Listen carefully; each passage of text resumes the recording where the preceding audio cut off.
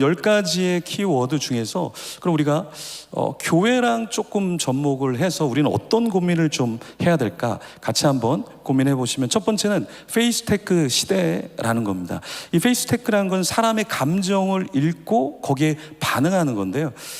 제가 올해 1월부터 지금까지 매주 제가 집회를 나갔습니다. 주일날 저희 교회 예배가 끝나면 저녁 집회라든가 밤에 집회를 매주 한 주도 제가 빠지지 않고 집회를 나가고 수도권 중심으로 집회를 하고 하는데요.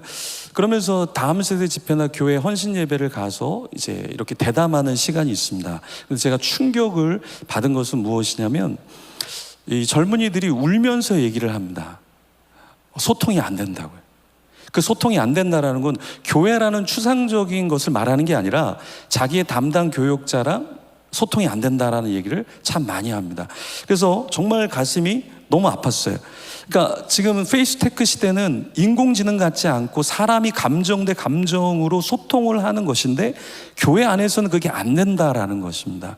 그래서 여전히 교육자에 대한 권위는 있고 본인들은 교회를 사랑하고 있는데, 여러 가지 면에서 어렵다라는 얘기를 이렇게 한 명, 두 명이 하는 게 아니라 이야기가 딱 오픈되니까 계속해서 여러 사람이 하면서 눈물을 흘리면서 교회를 사랑하는 마음을 읽을 수가 있었어요. 그래서 우리가 앞으로는 교회가 전통화되고 정형화되는 것보다 우리가 이 다음 세대와 어떻게, 그리고 다음 세대뿐만 아니라 아까 지용근 대표님이 말씀하신 것처럼 이 어른 세대도 교회를 섬기고 싶은 마음, 교회에서 더 받고 싶은 마음이 많다라는 거죠.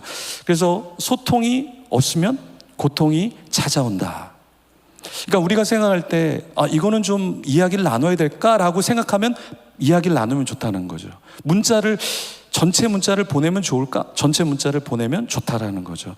마케팅에서 사람과의 소통을 통해서 뭔가를 인지시키려고 그러면 18번 소통을 해야 된다고 합니다. 주보에 기재를 하고 벽에다가 붙여놓고 카톡으로 보내고 전화를 하고 직접 차를 마시면서 이렇게 교회가 가고 있습니다, 이렇게 무언가가 진행되고 있습니다 라는 소통을 하기 위해선 18번을 거쳐야 한다라는 것입니다. 그래서 우리 교회도 이러한 소통의 장을 마련을 해야 된다라는 겁니다. 두 번째는 무예력입니다. 교회가 어떠한 권위가 필요하지만 그 권위를 지키되 이 함께하는 사람과 지역사회에 어떠한 해를 끼친다라는 것보다는 우리가 함께하고 있습니다라는 무예력을 더 보여야 한다라는 거죠. 바로 이렇습니다.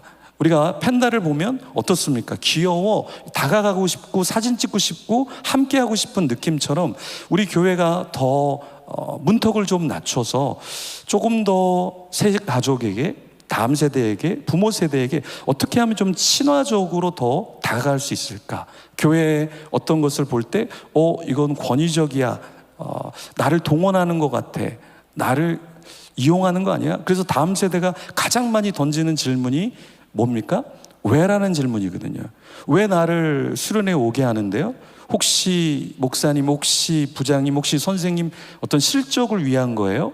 이렇게 생각하지 않도록 우리가 더 친근하게 왜 이걸 하는지, 그리고 해를 끼치려고 하는 것이 아니라 더 섬기려고 한다는 것을 우리가 더 많이 표현해주고 사랑을 해줘야 되지 않을까. 그래서 교회 안에서 더 무예력이 아니라 함께 같이 낮은 자세로, 우리가 영어로 understand라는 게 서 있는 게 아니라 아래에 앉아 있다라는 얘기잖아요. 우리 서빙 받을 때 낮은 자세로 하는 것처럼 우리가 그러한 방향으로 나가면 좋지 않을까. 마지막 이 내용은 사실은 이제 제가 청년들에게 직접 들은 것을 제가 타이핑을 쳐서 한 건데요. 지나친 헌신의 강요를 우리가 멀리 좀 해야 된다. 이 얘기를 들어보면 교회에서 찬양팀, 디자인과 영상, 가끔 설거지와 청소를 하는 청년입니다. 교회 일은 사실 시키는 게 아니라 자발적인 분위기가 되어야 해요.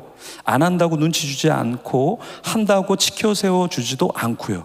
청년들의 마음이 치켜 세워주지 않아서가 아니라 이러한 무예력을 우리에게 더 원하고 있다. 그리고 마지막 물성 매력인데요. 이제 실제로 경험하고 싶고 함께 접촉하고 싶은 것이 우리 교회 안에 있는 구성원의 요청이 아닐까요? 그러니까 물성 매력이라는 것은 디지털 세대에도 여전히 따뜻하게 악수해주고 격려해주고 함께 웃고 싶은 공동체를 찾아 나선다는 겁니다.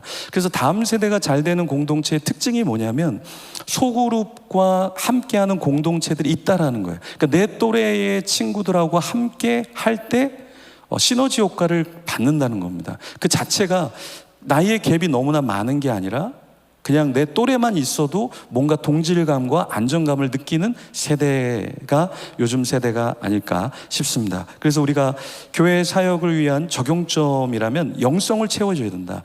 이거는 우리 교회뿐만 아니라 이단을 보면 우리가 확연히 알 수 있습니다. 그러니까 신천지라든가 어떤 다른 이단이 가장 다음 세대와 그 기성세대에게 주안점을 두는 건 무엇일까요? 성경을 가리킨다는 겁니다. 그들이 프로그램을 통해서 포교하거나 어떻게 돈으로 포교하는 게 아니라 이들이 가장 많이 사용하는 것은 오히려 성경의 교육이라는 것이죠. 그렇다면 우리가 역으로 우리 교회가 어떠한 지점을 더 생각해야 될까? 네. 그래서 우리도 영적인 것을 채워주는 그런 방향성으로 나가야 되지 않을까